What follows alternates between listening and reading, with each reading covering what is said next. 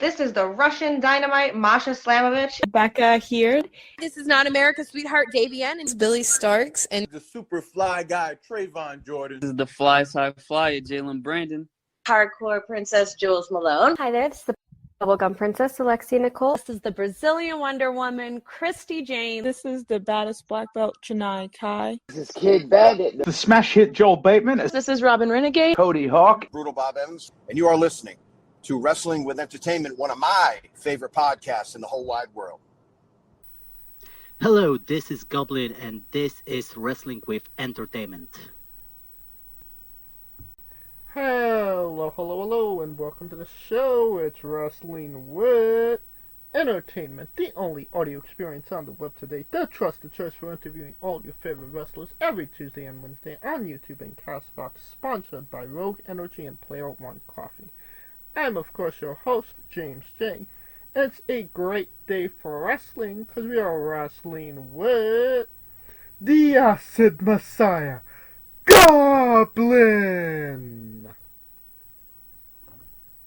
Hey there, this is Acid Messiah Goblin. You can find me on Instagram, Acid the Messiah. Sorry, there I no worries. Got a little mixed up. I forgot how to say the underline in English. Sorry. Underscore. Underscore. So could we repeat, please? Because I got a little mixed up. Sorry. No worries. Could you tell us what you have coming up event-wise and where we can find you on social media? Okay. So, hey there, this is Acid Messiah Goblin. You can find me on Instagram, Acid_Messiah_Goblin. Next show, I will be having the first ever in Polish history dog collar match against Olgierd on our show called Teraz albo Nigdy, which means now or never. You can find it on our VOD. I will add the link in the comment. The promotion federation name is PPW Evenement Wrestling, so you can check out most of our shows on our VOD. Perfect. And where can we find merchandise? Like, what do I have on the merchandise, or where can we find it? Where can we buy it? If you go to our website, which is ppwevenement.pl, there is a direct link to the VOD. It's based on Vimeo streaming service, and it's I will just add the link because it's a little complicated to say. But if you go to our main page or our Instagram, which is ppw_HW, which stands for Hardcore Wrestling, you will also find the link to the VOD in our bio. Alright. And you don't have to go looking for it. All of the links to all his social media and his merchandise will be in the description of the video below, but on YouTube and Castbox. Alright, let's get into it. You mentioned it. You are going to compete in the first ever dog collar match in Polish wrestling history.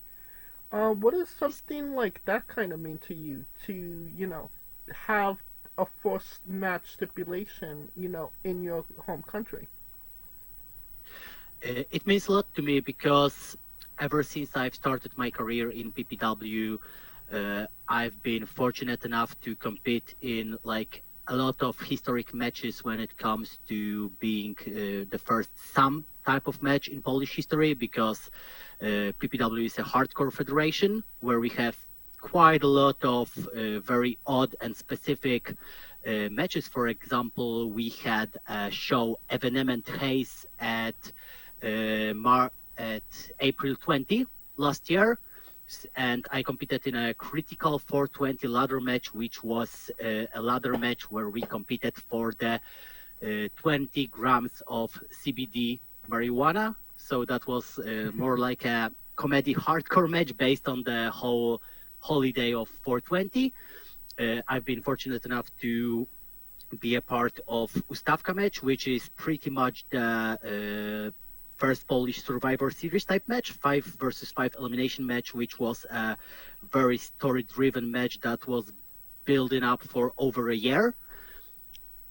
And that's something that I love most about like Polish wrestling, that it's just becoming something more than a niche, and we have all the field to do experiments, to see what people like, what people don't like, what can we add newer, because our main goal is to like mix the wrestling with underground culture of Polish and Warsaw nightlife, and so far it's coming off great. People are really invested in our storylines, in our wrestlers' personalities. There's just so much you can see nowhere else. For an example, we also had something called Johnny Blade's Insane Wheel of Fortune Gauntlet Invitational, which was a gauntlet match where every wrestler coming had to spin a wheel, and on the wheel there were very, very random hardcore items. For an example, like a plant, like a mannequin, also like classic ones. We also had Lego, and that's like my favorite part of wrestling here in Poland. There's just so much to discover with what we have, because we're just entering, I mean, I would call it the gold years of Polish wrestling. Like right now we are pretty much popping off after being in a very, very underground position since it started. Like the first Polish Federation full-time was started in 2006, if I remember correctly. And right now, like, I mean, there are shows in Poland like every month or so. Like even like 5 years ago, it was 1 or 2 shows per half a year, and now you can watch wrestling in Poland every single month. And that's like a biggest honor for me that I can be a part of something like that, for part of culture of my own country. You know, and I was going to ask, you know, what is the environment when it comes to Polish wrestling? You know, is it, does the people take to it? Or they, you know, do they understand what they're watching? Or, you know, is it like the first time they're actually watching this?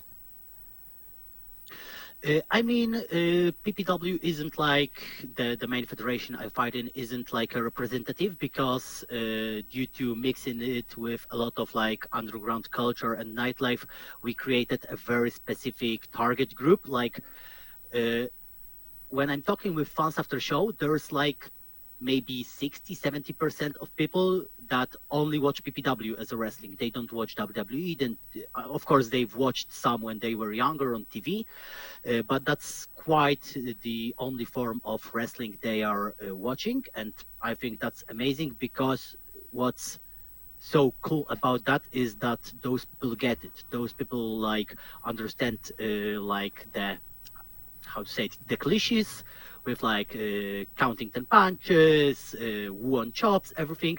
And it's so cool to like drag people into something totally new. Like there's also a quite big following of fans that are going to almost every federation's shows, and they are like really interesting. And from what I've been talking with them, quite a lot of them got into wrestling as a general from watching our shows, and now they watch WWE, now they watch AW or even Indies. So it's very cool to just drag people into new hobbies. That's really awesome. It seems like Polish wrestling is actually, you know, in a good place and maybe even on the rise as well. Yeah, I would say so. And what's very good about Polish wrestlers right now, that is that they are traveling a lot, mainly to Germany, because Germany has like a really, really big wrestling scene.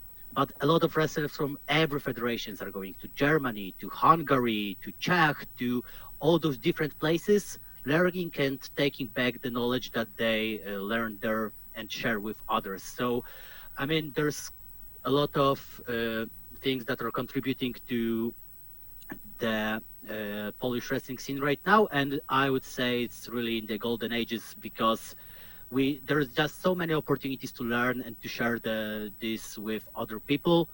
And it all started with our friend and trainer Jacob Crane, who actually is right now in Japan working as a full-time wrestler for Big Japan Wrestling, but he's the guy that first was brave enough to start going solo to different countries, mainly Germany, then started working for WXW and started getting our guys out there, giving recommendations, getting them bookings on different shows, and that's how it all started. And right now, I mean, you see the HCW, like the biggest federation in Hungary, and there are Polish guys on the card. You see WXW or other different German federations, and there are Polish guys, and like bookers from different countries are really appreciating the abilities of wrestler from Poland, and that's really good because I mean, it would be very good to just be better in our own environment, but it's cool to see that other people with way more experience are also seeing that we are getting better and want to work more and are giving us the opportunities to. Now, you mentioned it. You were in a very interesting stipulation ladder match. I don't think anybody's had a ladder match for the contents that you were wrestling for. Can you tell us about that ladder match? Because it does seem like it was a big W for you, no? Yes, I've been fortunate enough to win the 420 critical ladder match and claim my all legal in Poland victory. So nothing like shady here. It was really chaotic and fun match with a lot of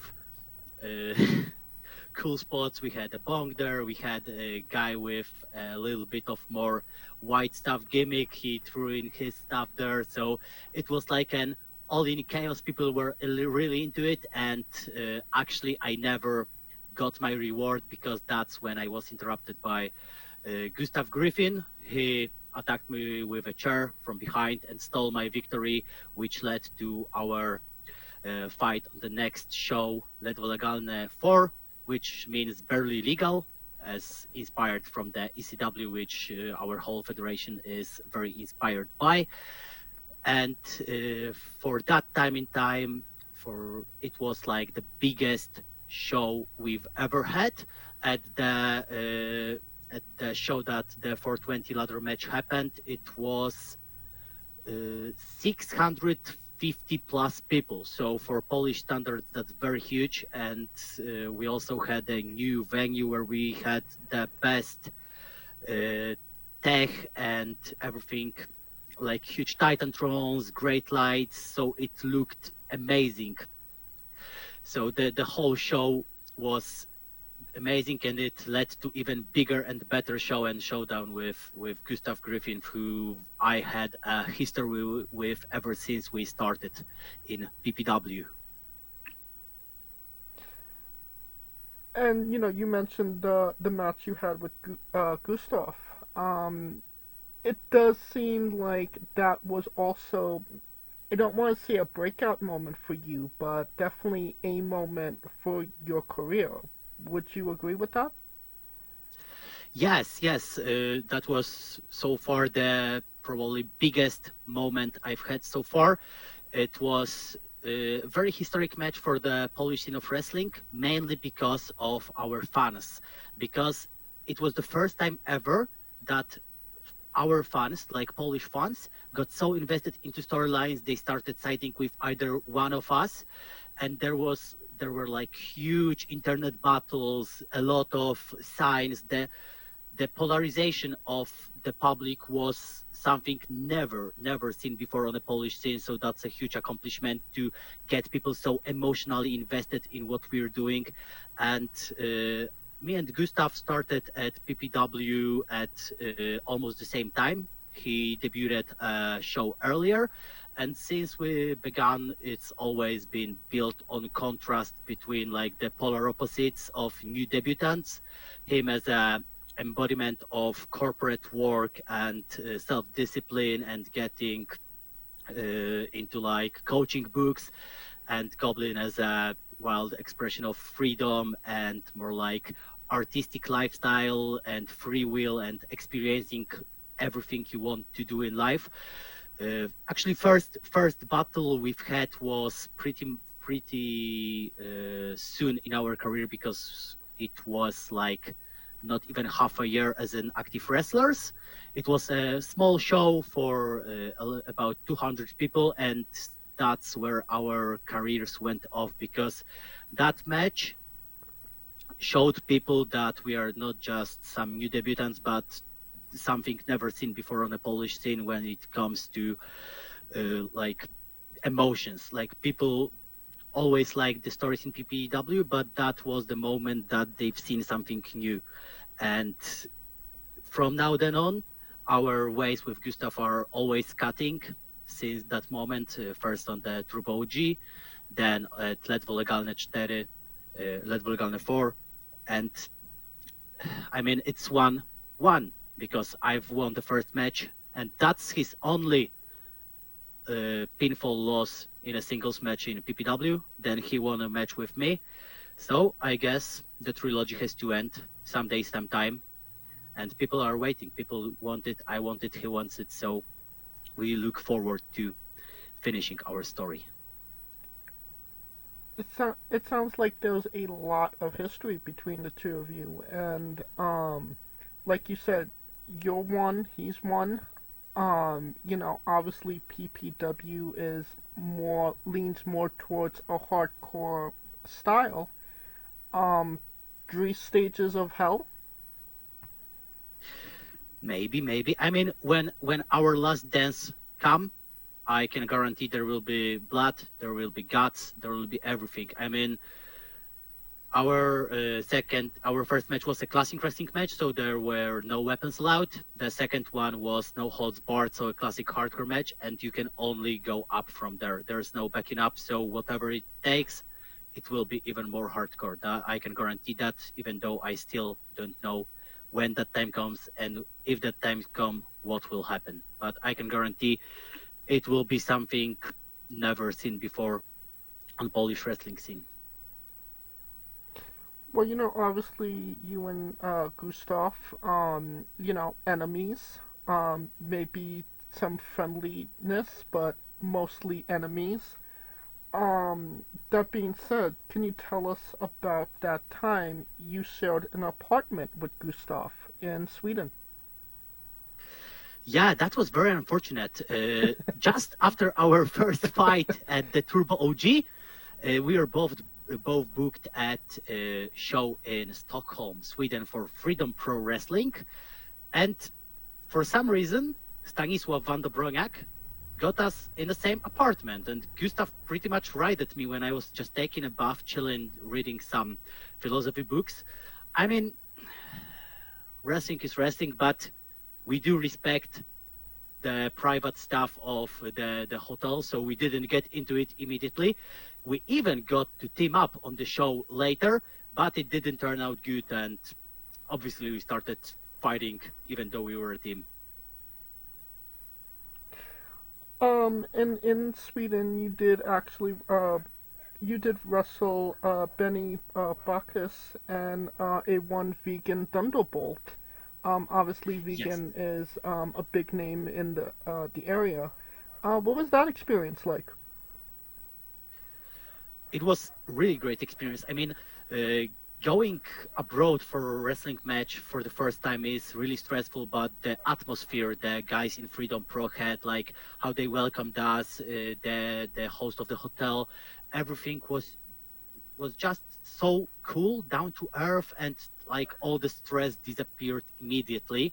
Even though Viggan was a very tough opponent in ring, he's a great man outside the ring. I mean, wrestling is wrestling. We do what we do, but I really have to shout out Viggan for being just a great guy overall and for a great welcome from the Swedish guys. And I can wholeheartedly say that they can expect the same treatment when they come to us for a show. Oh, and by the way, the Swedish McDonald's was the best McDonald's I've ever had in Europe. It had the best quality beef and the best fries I've had in Europe. So shout out to Swedish McDonald's for that. Okay, now you have me really curious. What is so good about Swedish McDonald's? I mean, they didn't have any like specific burgers, but just the quality. The beef was way less gummy. It was so fresh. The fries were, I mean, it didn't even taste frozen. It wasn't about like it was just about the quality. Like the quality of it was really shocking, and it wasn't much more expensive than in Poland. So I guess they are just very big on quality in their products, and that's very, very good. Now, obviously, Sweden, different environment than Poland.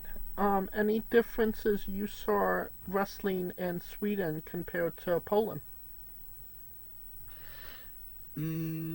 Definitely, guys, there have a little different style. I mean, pretty much all of PPW was trained by Jacob Crane, so we have a kind of mentality that he installed in us.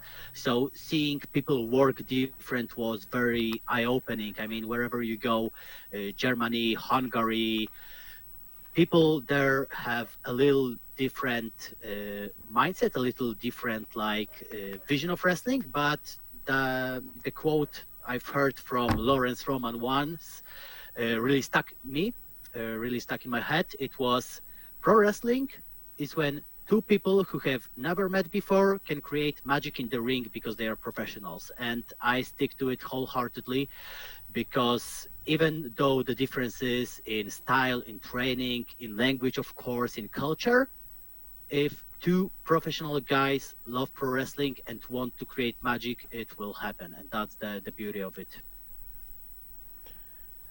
And you mentioned Stanislaw brought you over. Obviously he's a name in both Poland and Sweden. What's your relationship with him? I mean, I love Stanislav. I mean, I don't know any single person that met Stanislav and wasn't amazed by how just cool of a person he is. And actually, he was my first favorite local wrestler, because how I got into PPW was I just went into one of the shows. It was called Piwa i Igrzysk, which means beer and games, in reference to the Romans. And the main event that night was Biesiad Strong versus Stanisław Wandobroniak, title versus title, non-title match. So two champions fighting just for recognition. And it's a little weird situation, because I don't remember anything from this fight because I drank so much beer and had so much fun. But I remember it was the best thing I have ever seen. And in that moment, I knew I have to become a wrestler here, because that's the greatest, coolest thing I have ever seen. So Stanisław was like the first thing that when I saw PPW, I was like, this is something I have never ever seen before. And I've watched a lot of indie wrestling before, but guy working, looking, and behaving like that was just the coolest shit ever. And also Stanisław, every time he comes to Poland, he's sleeping at my good friend Trash Dot apartment, who is a tattoo artist, who is a very crucial part of PPW, because he's the guy that helped the guys elevate PPW from going for like $3 for show to $20 for show to $30 for show. He was a huge person backstage, helping us with getting more recognition and how to handle business. And as I live close to Trash Dot, I've had some opportunities to go for an after party to him with Stanisław and talk with him and drink with him. And he's just such a cool guy to hang around. And a very good wrestling mind because I mean he's had a lot of matches. He has his years, but to listen how he thinks about certain things was very, very eye-opening. Have you had a match with Stanislaw yet? No, but Stanisław is my dream match. Like if the booker of PPW would come to me and say, no budget, no limits, everything's on the table, what do you want? I would pick Stanisław van der Broniak and some crazy ass hardcore stipulation because I mean he's on the verge of his career from what he's been posting on social media, and I will never forgive myself if in my career I won't have a match with Stanisław because it has to happen. It has to happen, and I will do everything in my might and strength to get it done because it's on my wrestler bucket list at number 1. I can't imagine. And I've told him this, so this is official info. Nothing I made up right now. He knows about it. He's into it. I was gonna say it does seem like something he would definitely be into for sure. So yeah, I'll say when that match happens, will it be a full circle moment for you? Considering, you know, he's the guy that kind of got you into wrestling? I mean, from a wrestler's perspective, it's hard to tell, but from my personal perspective, it would be like a kid getting the toy he always wanted. It will be just pure joy, no matter what he will hit me in the head with, no matter what he'll throw me into. He can do everything. I love him, and he can do nothing wrong in my book. So it will be just like a kid in a Disneyland for the first time for me. Even though it will be hurtful and bloody, but I can't wait. Now, you know, obviously, you know, we've mentioned, you know, you've done a lot of first in Polish wrestling.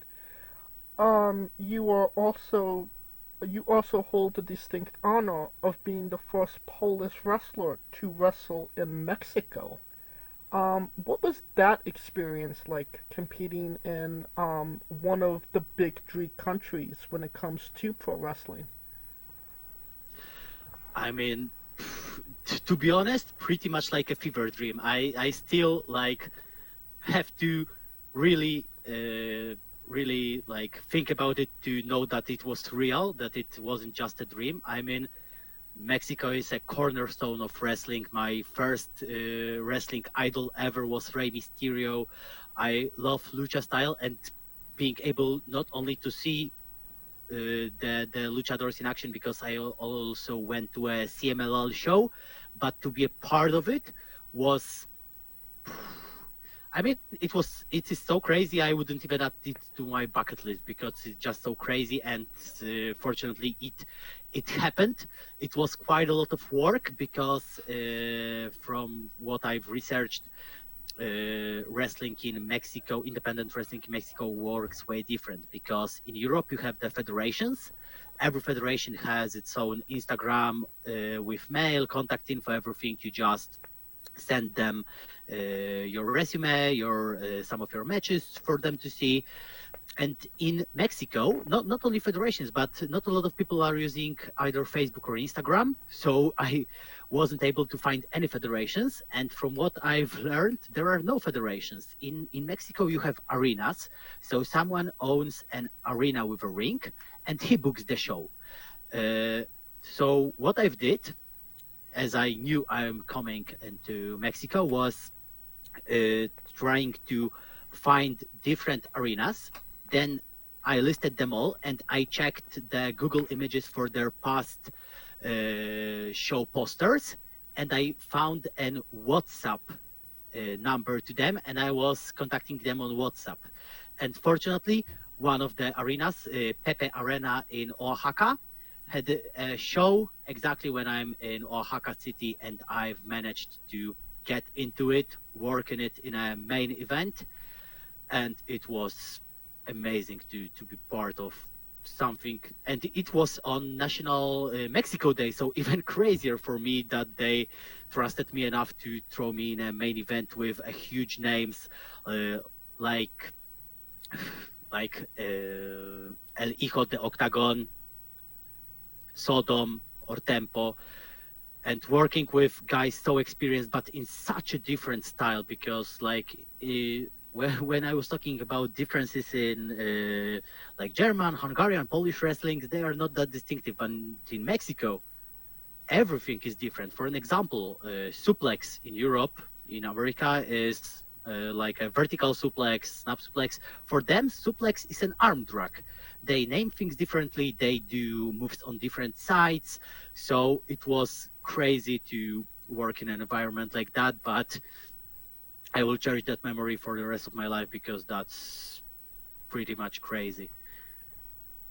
I mean, fever dream. I can't believe that this happened, but I'm so glad it happened, and everything was so cool. The guys were amazing and so like forward into me and so open. And the people there, I mean, they are crazy for wrestling, so it's not easy to impress them. So I had to come with a little tactics of my own to distinct myself from other way better and way more experienced guys. And I put my money all in, gamble on doing dances, and it paid off. People had a huge laugh. I mean, a stupid foreigner doing silly dances is always a good direction if you want to distinguish yourself from other guys. It seemed like you put in like a lot of work just to get to find somewhere to wrestle, let alone actually wrestle in Mexico, no? Yes, that was like pretty much weeks of research, and it fortunately paid off. And also wrestling in Mexico wasn't easy because of few things that were not wrestling style and language barrier, but the two most the hardest challenges I faced there was, first of all, Mexico is like really high above the sea level, so the oxygen levels are way different than in Europe, so cardio works entirely differently there. So that was quite hard. And the funny part is actually the show was held on an open air area, and like 10 minutes before the main event, when the last match before the main event was happening, it started raining, and I mean like pouring, some thunders. So we were fighting in a main event in rain. It was slippery. The people had to buy raincoats, but they stayed for the main event. And fortunately, nobody got hurt, but there were some slips here and there, but nothing that would shake the fight dynamic, fortunately. But that was something really new to work in rain. But I mean, you can only get better challenging yourself in environments like that. So even better for me. I mean, more knowledge, more skills, more experience. So I'm glad, even though it scared me a little at first. What were some of the differences you saw crowd-wise wrestling in Poland compared to Mexico? So like style-wise, I mean, luchadors are known for high flying and crazy stunts. In Poland, we don't have like a dedicated high flyer. We've had one in PPW a few years ago. His name was Rob Scaffold, but he's no longer wrestling. So seeing all the crazy aerial action was amazing, because in Poland, the biggest high flyer is our friend Biesiad Strong from PPW, and his main high flying action is Swanton Bomb from a ladder to an opponent on the table, and that would be it. So seeing all the moonsault, shooting stars like 360s from the third line, and the tempo of it. The tempo is, I mean, how do this guy get cardio like that?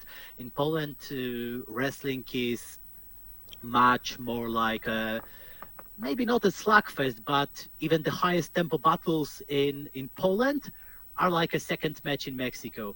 The cardio these guys have is amazing, and the like artistry of it, and like they treat it very very theatrical way when it comes to visuals. I mean, of course, the masks, everything, but the whole show feels like an event, and that's something I've never seen in Europe, because Europe treated more like sports style, I'd say. So, I mean, everything was different, but it's the same thing. And that's the beauty of wrestling, that it can take so many different forms depending on who does what where. And you can see, I mean, that's the beauty, because everyone can find something that you like about wrestling. Some guys like more slugfests with some strong style. Some guys like aerial actions. So I don't believe that there are people that don't like wrestling. I believe that there are people that haven't found their style of wrestling yet, because it's entertainment for everyone. You just have to find your own specific target, I'd say. So that would be the biggest difference, like just the sheer athleticism combined with aerial attacks. I mean, these guys are doing moonsaults outside on the concrete without blinking, like no fear at all. This is crazy. I mean, doing even something way more basic when you land on your feet is pretty scary. And they are doing moonsaults without batting an eye on concrete any day of the week, few times a week. It's like bread and butter for them, and that's crazy. I mean, they're madmen over there. I'm curious, did you go to Mexico for pro wrestling, or was you there for another reason and just was looking for wrestling to have while you were there? I mean, theoretically, Goblin was kidnapped and sent into Mexico in a big box. But to be perfectly honest, I just knew that I have a trip to Mexico with my friends and girlfriend coming up. So, I mean, I couldn't pass up on an occasion like that. And that's why I've put so much research into it to make it happen. Because, I mean, I don't know if I will ever be in Mexico again. So if I would pass up on an opportunity like that, I would never forgive myself. So that's why I put so much research and my time into it, and it paid off. So there was no way I would leave Mexico without a fight in there, because that would be like a mental scar on my career for the rest of my days. I gotcha. And you mentioned it, you got trapped in the woods one time? And kidnapped? Yes, because Goblin is very anti-establishment guy. So I live in the woods of Kabacki Forest, which is a forest in Warsaw. I mean, going off the grid, going off the rider is always okay if guy just wants to find his own peace and his own way of life. And someday I was just chilling, browsing some new promotions in Biedronka shop, and then I saw a very delicious looking can of beer near to some box, like a normal paper box. And when I went into it, the box trapped me. Some two guys with a chair came, hit me, put me in a baggage of a car, driven me to a post office, and sent me all the way to the Mexico. And I beg your pardon, they didn't even leave me any food or beer for the whole trip. So it was a nightmare. But I mean, as soon as I got there, I got to work to get myself a fight there while I'm in there. And there was one time you had a gun pulled on you in the ring? Yes. I mean, fortunately, it didn't fire at me, but I was pretty scared for my life. But at the end, MBM came out as a really great guy. I mean, he was just doing business, so no bad blood there. But that was kind of a dick move from him, to hold me at a gunpoint, begging for my life for a few seconds. Heart stopped for a little bit. I mean, I could imagine. Alright. everything that we've been talking about, all of this history that you've done, all of these incredible things that you've been able to do, you've only been wrestling for 2 years in June, this upcoming June. What does it kind of mean to you to be doing all of these incredible things so early in your career? I mean, it's still crazy because, as you said, it's not even has been 2 full years, and I've been able to work in 5 different countries to have some really historic moments in Polish wrestling to revolutionize the way that people see wrestling in Poland. But I have to give myself that I put like a lot of work. There is not a single day in my life that I don't think about my wrestling career, about PPW, about going forward as a wrestler. And it's really great that all this hard work pays off, and that I work in an environment where, I mean, you get as far as you put in the hard work. So the more I work, the more I get from it. And that's the best part, because if I was just like, just give me a match, I don't care, train some here, train some there, it wouldn't be like that. So, I mean, I never considered all the work, the physical, the trainings, the mental, the preparation. I never treat it as something I have to do. I love to do it. I mean, I couldn't live without it. So that's great that I'm just in an environment that cherishes the hard work and rewards you for it. But I have to add one thing, because I don't know if that's a fact that can be found anywhere, that I'm also the first Polish wrestler ever to be in botchamania twice so far. And yeah, it was back-to-back shows. The first one was with MBM, where in the match he tried to put me through a table, but the table didn't break. After the match, I've decided that all the hard paid tickets should be worth their money. So I sacrificed myself and let MBM put me through the table after the match. But it has some sad consequences, because in the botchamania it was only like the first spot and the second after, and there were so many hateful comments that, oh, the guys redid the spot because it didn't work. No, we did it few minutes later after the match. No worries there. And the second one was the 420 critical ladder match, where in the first minute or two of the match, the bag with the prize fell off and we had to restart the match, but it was all according to the rules, because you have to unscrew it, and it went with the screw, so it wasn't a real victory. And fortunately we could restart the match and I could win that according to the rules. So yeah, here I am with 2 back-to-back botchamania moments in my career. Funny how a match with marijuana and it has rules, quote unquote. I mean, it was CBD, the legal, without the THC, all legal. So if the prize is legal, the match should be legal too.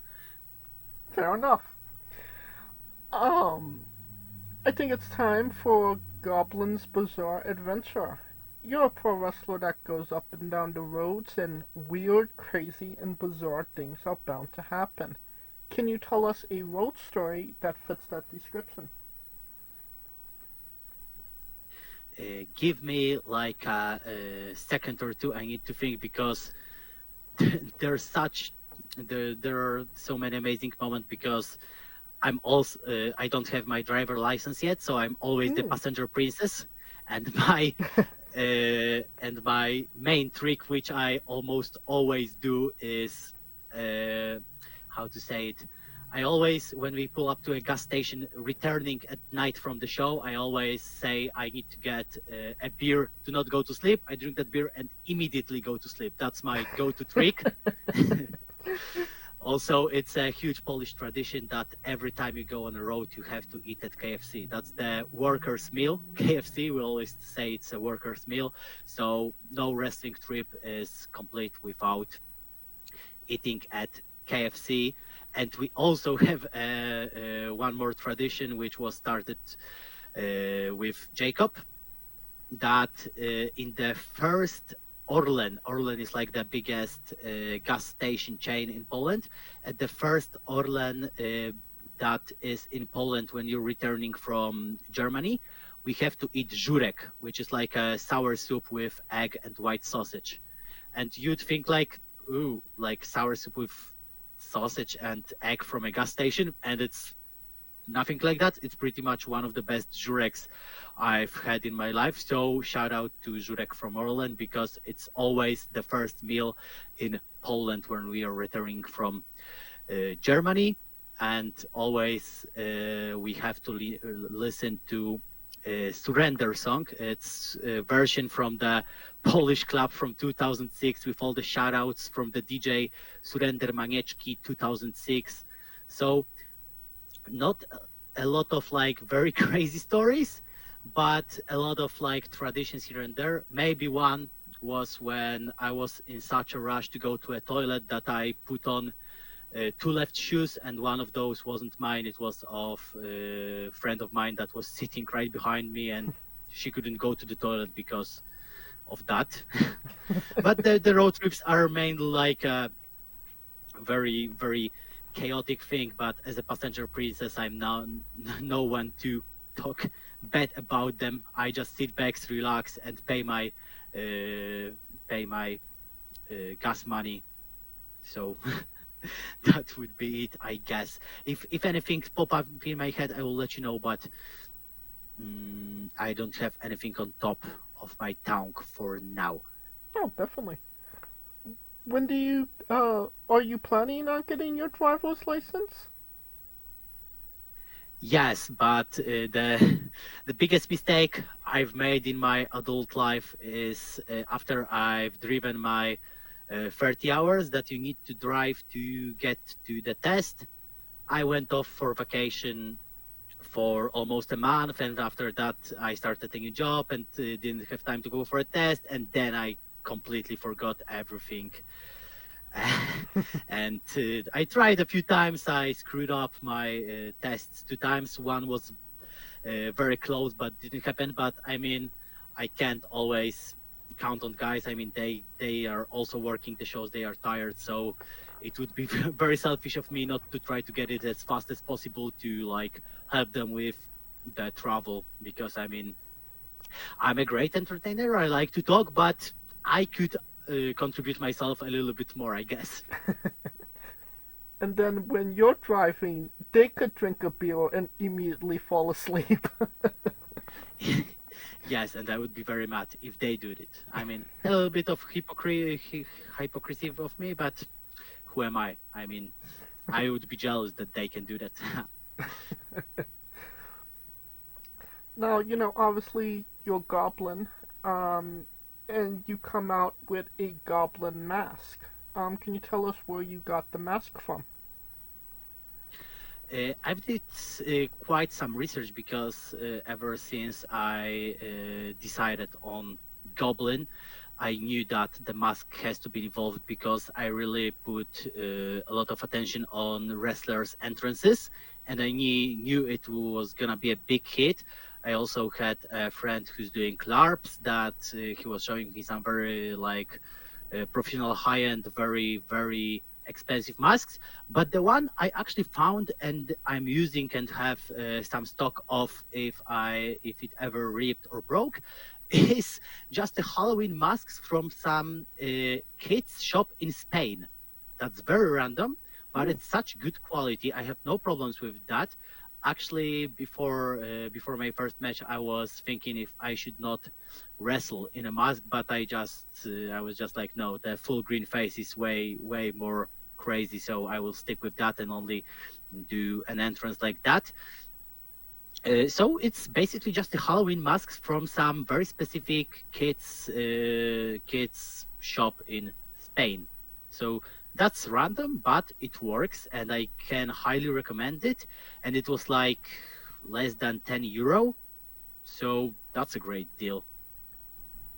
Was you? But I mean, Okay. I have respect for work of others, so I would never put something that I have not made myself on the merch table. So unfortunately, my fans can't find it on my merch table. But if anyone wants to buy themselves one,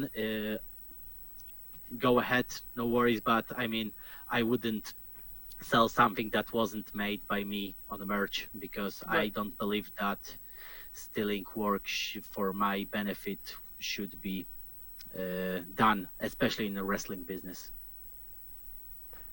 So you were in Spain and you got the mask, or the mask was just shipped from Spain? Well, Just shipped. I just did a lot of research, and it took as much that I had to go to the mythical and legendary second page on Google, and there I found it. And it paid off. I mean, if you're going to a second page on Google, it's really a big research in my book. you're not wrong about that. Yeah, and also I have at the moment 2 different like green furs, and they are both thrifted. So that's my pro tip for all the up and coming wrestlers. You don't have to get very, very expensive and specialized entrance gear. Just use your imagination, use some DIY, and go thrifting, and have an idea for what you want to accomplish, because I mean, it does the work, and it's all thrifted and very cheap, and like, yeah, that's something I would recommend more people to do, because I've seen some wrestlers without entrance gear, and how their entrance became way more energetic after adding some aspect of that into it. So if you're a wrestler and are considering, just try to thrift something and make something out of it with some DIY or some help of other more talented than you, as I did. Alright. Now, can you tell us about your tattoos and if they have any meaning to you? I mean, maybe 1 or 2. I will tell about them later. But ever since I was a child, I was really into 2 things, which is metal music and pro wrestling, and all the cool bands and all the cool wrestlers had tattoos. So that was something I have ever wanted to have. Especially, I was inspired by Randy Orton. I mean, skulls are, I mean, they are theoretically a cliche. And I was like, haha, school tattoos, and I find myself having like 5 or 6 school tattoos, so here I am. I mostly did tattoos just for the pure like visual value, so my main goal was to not get tattoos from the same artists twice, because I just wanted to mix styles.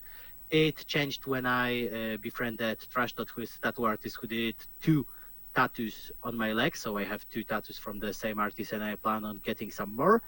And one of it has meaning, because it's a tattoo of the Great Muta, which is a wrestler that the Goblin have been most inspired by when it comes to visuals.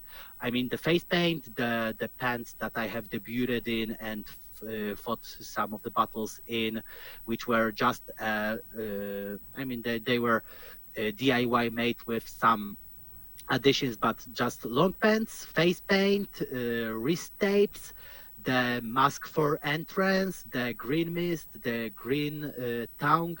So Great Muta is the wrestler that I has been most inspired when creating the Goblin persona. So I had to get him tattooed on my leg. And the second one is a pretty big Goblin on my belly, which I got years before becoming a wrestler, because Goblin is actually a nickname that I've had since like high school, because back in high school I was bald and I have a I mean, very curvy nose.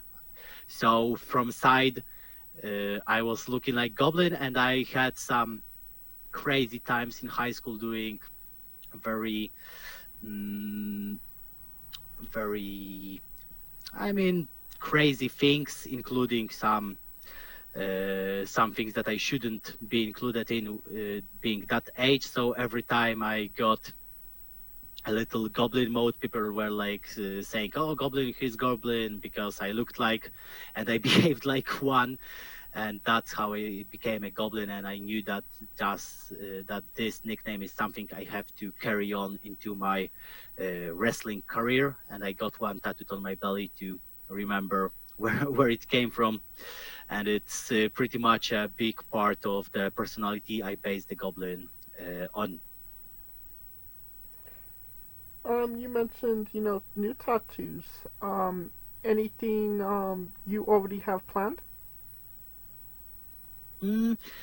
With tattoos, I've always been like, when I have an idea, I just write to a guy or a girl and I do it immediately. I do not really overthink it. So there are quite a lot of tattoos that I'm like, oh, I don't even remember why I got that, but that's pretty cool. So, our friend Trash Dot, who I already talked about, did some wrestling-inspired flashes, because on our biggest show for now, which was Co za noc, which means what a night. We had a collaboration with the tattoo studio that he works in, and you could get tattooed at a wrestling show by a professional studio with everything like sterile and prepared and clean. And there's one very cool luchador pointing a revolver who I would really like to get, because after the Mexico and after getting a gun pointed on me, it seems like a perfect fit, I would say. And I would also like to finish the piece I've started on my chest, but I will see how that goes. But it has to be finished earlier or later, sooner or later. Okay. And, it's one thing to, obviously have your own tattoos, but I also saw that some of the fans of yours actually have your likeness tattooed on them. What does something like that mean to you? That, you have a fan base that, is so devoted that they get your likeness on them. That's even crazy to hear about and talk about. It's something permanent that stays on your skin forever. So being such an influence that someone would like to get your face tattooed on their skin for the rest of their life is actually crazy.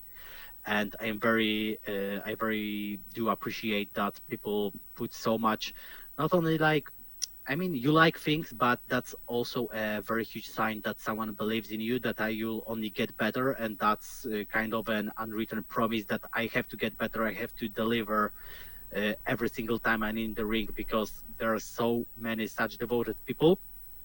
And the craziest thing is the first tattoo of me that someone had was after my only second match in career ever, and that's pretty crazy. I only had like a second match ever, 0% win rate, and someone decided that, okay, this guy is something that I want to bet on. I will get him tattooed for the rest of my life. So it's very cool, but it's also an unwritten promise that I have to deliver to these people every single time I'm in the ring, because that's something you can't just throw away and be like, no. It's all about giving back to the people, because that's pretty much, in my perspective, what wrestling is about. And still I can't believe that so many people decided to get my face on them. It's, from what I know, 4 or 5 so far, so that's crazy. Alright, I think it's time for the colossal question. Let's say they're making a movie about you. Every movie has a soundtrack. What would be the first 3 songs on your movie soundtrack? First of all, should definitely be the theme song that I've debuted with and that I still use a remix of, which is Dev Griff's Get Got. So that's immediately a number one. The second one should be a song that is remixed with Get Got, and I'm using it as my entrance right now, which is 100 Gex Dumbest Girl Alive. My friend who's a hobbyist DJ made a remix for me, which starts with the Get Got intro and then gets the energetic guitars from the Gex, which really gets me hyped up and in the mood for everything. And I think the third one should be something that I never actually used in wrestling. I've used a lot of his music on Instagram, but I think the Rob Zombie Life and Times of Teenage Rock God should be in there, because I mean Rob Zombie was a very big inspiration in like aesthetic wise for Goblin. And also the first ever merchandise T-shirt that I've made for myself is like a comic style with the life and times of the Acid Messiah. So my first ever merch was inspired by this song. So I would put those three that are very close to me in my career and are also the very good representative of what I want to embody as a Goblin and what I want to spread to people. The energy is definitely there. So Dev Griff's Get Got, 100 Gex Dumbest Girl Alive, and Rob Zombie, The Life and Times of a Teenage Rock God. Alright. A solid 3 picks to say the least. And now that we have the soundtrack down, everybody knows you get the soundtrack first, then you write the script, and then you go to casting. Who plays you? And you can't say yourself because you are obligated to make a Stan Lee-esque cameo. I mean, if we are going very off the grid, not actor-like, I would put Gustav Gryffin as Goblin, because that would be the biggest meme ever, to have him play the Goblin character. But if we're talking actors... that's a good question and a hard one. Give me a second. I mean, I didn't go for any of my favorites because it's my favorite one is Matthew McConaughey, who wouldn't exactly fit because he's a little bit too old for it right now. So I guess I should pick. We could get someone. Matthew McConaughey. Okay, so Matthew McConaughey would be there. Definitely my favorite actor. So I would pick him. I mean, he would pull it off. I believe in him. So Matthew McConaughey should be there. Now that we have you casted, every movie has a supporting cast. Who would be 3 people with meaning to you and your story that would be in your movie, and who would play them? We definitely have to get Gustav Gryffin in there, and we need some big meaty guy. I mean, after the characterization that he went through in Penguin and his acting, I think Colin Farrell. I have to check if that's. I'm not that good with actors' names, unfortunately. So let me just check. Oh, I have to disable my ad block to check that. You believe it's Colin Farrell? Colin Farrell, yes. Colin Farrell for Gustav, because I've seen what he could do with good characterization here and there. We definitely should have Biesiad Strong in there, because he's the guy that had the first match with Stanisław Wądrobroniak that I was like the most impressed with, and he's also the first trainer I have ever had. He showed me the basics, and he's the guy that I went to get myself to training in PPW. So Biesiad Strong, looking like he looks, should be played by Jason Momoa, I would say. Okay. because they are both buffed guys with long brown hair. And my main trainer, Jacob Crane, should also be there. He used to be fat from the kebab, but now in Japan he eats better and he's way more fit. So maybe someone a little more jacked right now after his little trans. Oh, I know. The perfect guy would be Dave Batista as Jacob Crane. Oh yeah. So I would cast those three: Colin Farrell as Gustav Gryffin, Jason Momoa as Bishop Strong, and Dave Batista as Jacob Crane, with Matthew McConaughey as Goblin. That would be my picks.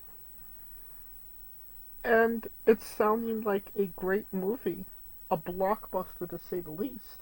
And you could pre-order the tickets now. Yeah, but it would have to get some little psychedelic action going on, so I would also have to pick a good director. I mean, Quentin Tarantino is an obvious pick for something hardcore, bloody, and crazy. So I would think either Quentin Tarantino or James Gunn. Oh, James Gunn is also a big blockbuster guy, so it would be a grand movie with big special effects. And I mean, I would trust him with choosing the rest of the soundtrack after I get my 3 picks in. Definitely. Alright. Now on to a controversial subject. Pineapple on pizza. What's your stance? To be honest, it's not my pick, but if we're doing, if we are preparing show day earlier, and we are ordering some pizza to get the guys fed, and there's pineapple pizza, I will eat it, but I'm not the guy to order it. But I mean, I've eaten way weirder combinations in my life. That's a funny story, because I remember when I was a kid, like 6 or 7, there was a time that all the weird food combinations were coming in Poland, like chocolate, chili flavor, or salt and caramel. And I was 6, and I was really keen on getting myself into a culinary world. And I came up with my masterpiece, which was a flat piece of bread, like a toast bread, which is not a too good bread, that I squeezed Nesquiks into, like the balls, Nesquik balls into, and then I put a slice of ham on top of it. And I was thinking, like, that's the breakthrough in a culinary world. Everyone will be eating it. And then I showed it to my mom, and I got my dreams crushed. And that's why I stick to chicken and fries from air fryer. Okay, so you're leaning more towards anti-pineapple than pro, right? I mean, there should be some free will here and there, so to everyone its own, but I'm not the guy to order it, but I will not kill you. I mean, I had my times where I put ketchup on a pizza, so who am I to judge after that? Fair enough. What's your spirit Pokemon? Definitely Snorlax, because I actually have a Snorlax with a mug of beer in flames on my right leg tattooed. And it was the tattoo that I did exactly at the day of my 18th birthday. So definitely Snorlax, because I mean, I liked him so much that I got him with a mug of beer on my leg for the rest of my life. I mean, I don't really behave like Snorlax, but I do appreciate his chill and his way of life. But if we're talking like who I want to embody the most, I would pick Bulbasaur. Not Ivysaur, not Venusaur. The Bulbasaur is super chill, but he gets his shit done, so he's definitely more like a spirit animal. But Snorlax is an all-time OG, and I will never turn on him. He always has to be in my team if I'm doing a run that includes Snorlax. Alright. Now, weirdest question you'll be asked on a wrestling interview, hopefully. Would you ever consider wrestling a Rock? Not Dwayne Johnson, not the country, an actual physical Rock.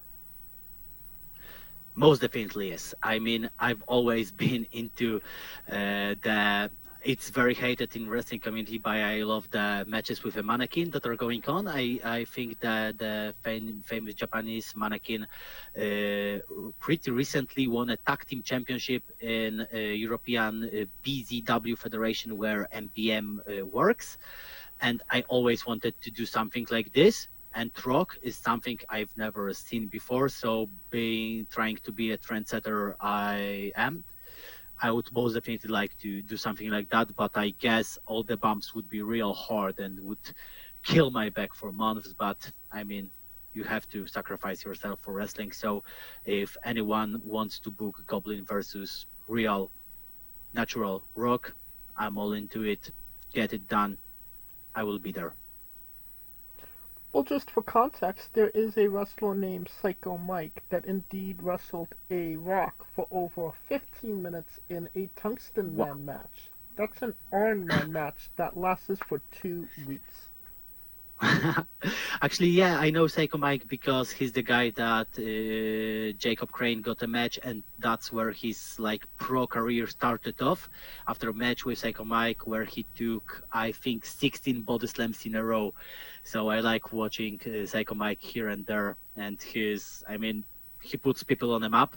He's definitely something I love about wrestling, which is weird things you will never see anywhere else. And that's the type of energy I do 100% claim. And I think more people should think about what can I do that has never been done before, or how can I do it differently than every other person that's doing the wrestling right now. That's the fun part, and Psycho Mike definitely gets it. So I'm not even like weirded with the fact that he wrestled Rock for 15 minutes. Right, look at Psycho Mike getting over in Poland as well. Yes, he's known there for putting our lovely Jacob on the map. So kudos him for that for the rest of his life and career, most definitely. So I mean, I would say Psycho Mike is a really big has a really big contribute in Polish wrestling scene without even knowing it. So that's something. All right. On a more serious note, where do you see yourself in 5 years? To be perfectly honest, a lot of wrestlers have dreams of going into WWE or AEW, but my main goal for right now is to promote and bring a positive change to a Polish wrestling scene, so it can be as big as in other European countries. And my main goal in 5 years is to get wrestling in Poland so big that the people that put so much time into it, the hardest workers, will be able to live off wrestling without having to work other jobs to get through life. So I hope that I will see myself still in PPW, but in way bigger venues, on way bigger shows, with even better wrestling, with even better everything. So my main goal for years to come is to contribute and build Polish wrestling scene to get the hardest workers the life they deserve. And is there a match that people should see that you would tell them this is what best shows off me as a pro wrestler? What match would you show them?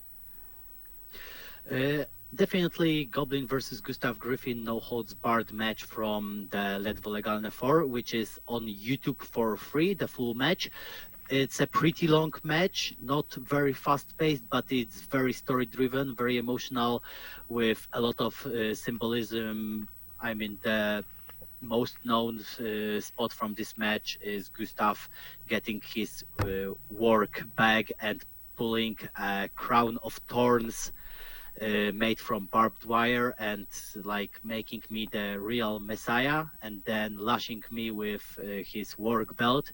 So there's a lot of symbolism, a lot of story in this fight, and I really love how it turned out, even though it's a little longer and slower fights than most that I have and had in my career. It's the biggest accomplishment I've ever had as a wrestler, and if you have some spare time, please watch it because it means the world to me to be able to do something like that. And you don't have to go looking for it. If it is indeed on YouTube, I will grab the link from YouTube and I will put a link to it in the description of the video below, both on YouTube and Castbox for anybody that hasn't seen it, wants to see it, wants to re-see it after this interview. Right, and since we are nearing the conclusion of this interview, we are wrestling with the 8 questions of doom. This is our speed round, our bonus round, the round where we see who you really are. Are you ready? Yes. Excluding yourself, greatest wrestler of all time. Tajiri. Worst wrestler. Worst of all time, due to all the controversies and everything, not only in ring work but being a person, Hulk Hogan. I will accept that answer. You're main eventing WrestleMania for the World Championship. Who is your opponent? I would like to say Gustav Gryffin. Hell yeah. If you could come out to anyone's entrance music, past or present, who would it be? Paul Heyman, like the official ECW, This is Extreme. Hell yeah. Finish the sentence. Kayfabe is... Great, but we live in times where we should treat it differently than in the 80s. So it should be kept, but not the same way like 20 years ago. Times have changed. Social media is everywhere. Fans are way more informed, and I would definitely say that we live in time of postmodern wrestling. So keep it, but keep it smart. We would have also accepted taste great on toast. Squash, vegetable or fruit? Fruit. That is correct. It is a fruit. It has seeds. Tomato logic. New Japan wrestler Taichi. His ring gear gets smaller every year, revealing more of himself to the world. My question, what is the appropriate trunks to butt cheek ratio for ring gear? Trunks to... I mean, I would say like 1/8 of your ass is enough. Any more than that is rated R in my book. Fair enough. So 1/8 is the limit. Yeah, 1/8 of ass showing. Okay. And the last question, the main event, the thing everybody wants to know. Have you ever had a conversation with a stranger in a supermarket about Darby Allin? Unfortunately, no, but only because people in Poland are known for being very private in situations like supermarket.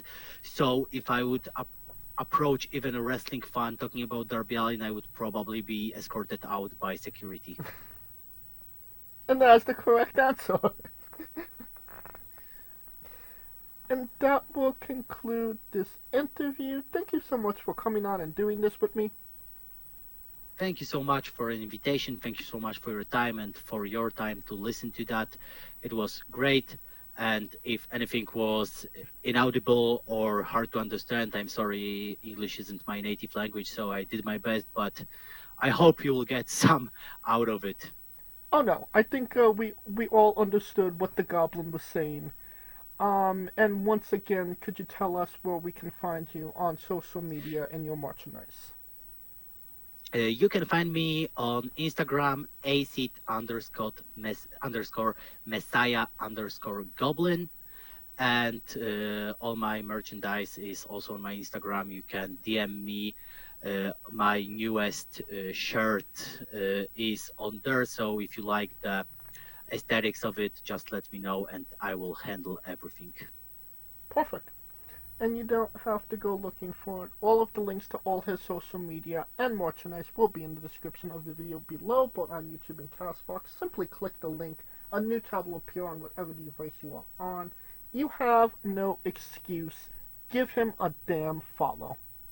And buy a damn shirt. Yeah, and all the shirts, shirts are made handmade by me. All the graphics are digitally drawn by me, so it's 100% my work, no AI included.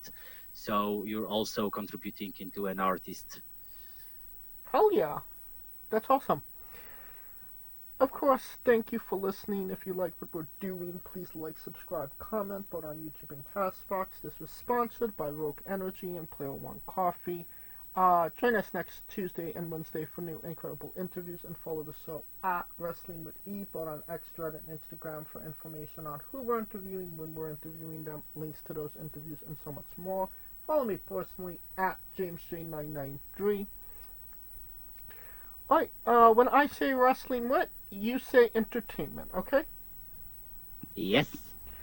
For our special guest Goblin, Kaliko Yacht, Scooter Dust, I'm James J, and this has been Wrestling with Entertainment. Hey folks, this is the Colossal Mike Law, and you are listening to Wrestling with Entertainment. Enjoy the show, support these guys. We appreciate it very much. We'll see you at ringside.